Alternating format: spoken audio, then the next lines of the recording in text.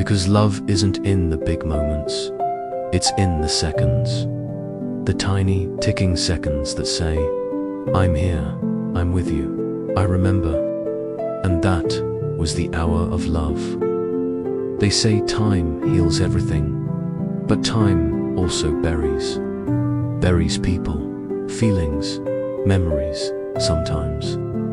You don't even know what you've lost until you return and find only silence. My name is Ethan. I'm 37 years old. I live in Chicago now, but I was born in a small, forgotten village in central Vietnam. I left that place more than a decade ago, chasing big dreams with a small suitcase and zero intention of looking back, until 2 weeks ago, when I received a call. Your mother passed away yesterday. The funeral is in 3 days. A distant voice from a cousin I hadn't seen in years. Just like that, time pulled me backward. I returned, not as a son but as a guest. The house looked smaller, older and colder than I remembered. Everything was the same, yet different, like a paused movie covered in dust. There was no one waiting at the gate, no warm bowl of soup, no scolding about not calling, just silence, and a framed photo of a woman who once waited every day for my call. I stood before her altar, and for the first time in years, I didn't know what to say. That night, I sat alone in her bedroom. The air smelled of eucalyptus oil and dried ginger. On the bedside table, there was a small velvet box. I opened it, a worn-out wristwatch, leather cracked, glass scratched. The hands were frozen at 7:20. I scoffed. She kept this junk. I almost tossed it aside, but something about its silence stopped me. That watch. I'd seen it before, years ago. On my 10th birthday, she gave it to me with trembling hands. So you won't be late to school anymore, she said, smiling. I remembered how happy she looked, even though I was too young to care. A cheap watch, probably from the village market. I never wore it. I shoved it in a drawer and forgot it, and yet she kept it. Suddenly, the memories came crashing back, like a dam broken. Eat before school. Take your umbrella, it looks like rain. Don't forget your extra pair of socks. Back then, I thought she was just annoying. Now I realize, she was loving me in all the ways she knew how. She was a widow, worked in the rice fields, sewed clothes at night, and still managed to cook, clean, worry, and save just so her son could someday leave her behind. And I did. I left at 19, got a scholarship, and never turned back. She would call sometimes. Did you eat? Is it cold over there? Don't stay up too late. I'd reply with one-word answers. Yeah, fine, busy. Eventually, the calls stopped. She never complained at the funeral. Neighbors spoke kindly of her. They said she always smiled, even when her hands were cracked from work. That she always left the front light on at night, in case Ethan comes home late. I swallowed hard. I stayed 2 more days after the funeral, helping clear the house. Every drawer opened was like opening a wound. I found letters I never read, birthday cards she never sent, and a picture of me at my high school graduation, framed in newspaper and kept under her pillow. In the back of the photo, in faded ink, she had written, "He made it. I'm proud." I sat in her room for hours, holding that cheap little watch. Why did she keep it all these years? She could have sold it, given it away, but instead, she saved it for me. Maybe it wasn't just a watch. Maybe it was a reminder of a son, of a promise, of time that should have been spent together. I left the village the next morning. The box with the watch was in my backpack. I didn't wear it. Not yet. I wasn't ready. Back in Chicago, I couldn't sleep. The city lights meant nothing anymore. Everything felt off, like I had left a piece of me behind. Then, one night, at exactly 7:20 p.m., I heard something tick, tick, tick. The watch had started working again.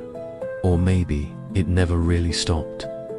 Maybe it was me who had paused my heart, my memories, my ability to feel. And maybe, just maybe, this was her way of telling me, there's still time to remember, to change, to come home. They say grief comes in waves, but what no one tells you is some waves never reach the shore. They just keep pulling you back until you stop fighting and let them take you somewhere deeper. When the watch started ticking again, I stared at it like it was some kind of miracle. No one had touched it. I hadn't wound it. I hadn't even believed it could work. But there it was, ticking, calm, steady, like a heartbeat I'd forgotten existed. That sound haunted me in the best way. Every night, I'd hear it ticking from my drawer, and with every second that passed, my memories grew louder. Suddenly, I couldn't stop remembering her voice, her hands, her silence when I failed to call. I remembered the way she cut fruit for me without saying a word, the way she placed a hot towel on my forehead when I had a fever, sitting beside me all night without sleeping. The way she would pray in whispers before every test I took, even when I stopped believing in prayer. That watch wasn't measuring time anymore. It was measuring regret. 3 days after returning to Chicago, I did something I hadn't done in years. I called my cousin back home. Did my mother ever say anything about the watch? There was a pause. Oh, she said, she loved that thing. Took it to the market every few months to get it fixed. Said it was a gift from someone. Very important. But I never wore it, I said. She knew, she replied softly. That's why she kept fixing it. Not for the watch. For you. That night, I took the watch out of its box. For the first time in nearly 30 years, I put it on. It didn't feel strange. It felt right, like something had returned to its place, like I had returned. I looked at myself in the mirror. For the first time in years, I didn't see a CEO or a homeowner. I saw a son. The next day, I booked a flight back to Vietnam. Not for the funeral this time. This time, I wanted to stay, even if just for a little while. Back in my mother's house, everything felt different. No longer cold, no longer distant. I began sorting her belongings carefully, not like someone cleaning a house, but like someone trying to understand a life. There were dozens of receipts for watch repairs, neatly kept in an old envelope. Some she paid in rice, not money, I found. A notebook filled with her handwriting. At the top it said, Ethan's schedule, wake up, 6:00 school bus, 7:15 homework, 5:30 dinner, 6:30 bedtime, 9 o'clock. She had written this every day for years. Even after I left, I couldn't breathe. This wasn't just parenting. This was devotion. One day I walked to the old school where I studied. The teacher there smiled when she saw me. Your mother used to come here every Friday, she said. She never told you, did she? I shook my head. She once said, if he knows I'm watching, he might feel pressured. I just want to make sure he's all right.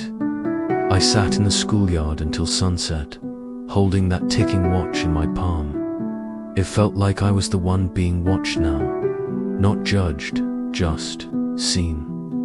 That evening, I found a box labeled for Ethan, if I forget. Inside were letters. One envelope read, To my son, when he finally slows down. I opened it.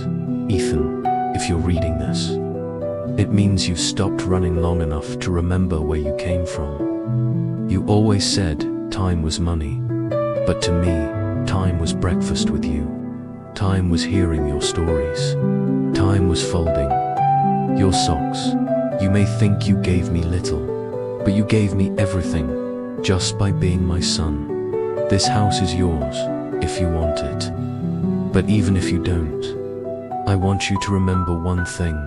The watch only works if you stop long enough to listen. Love, always, Mum, I cried that night. The ticking of the watch was no longer a burden, it was a rhythm. A heartbeat from the past that still walked beside me. The next morning, I decided to stay. Not forever, but long enough. I planted jasmine in the front yard, her favorite flower. I wrote daily, ate rice like Mom used to make. Didn't rush today, felt like home. People began reading, writing back. Your story brought me peace. I called it the Watch Project.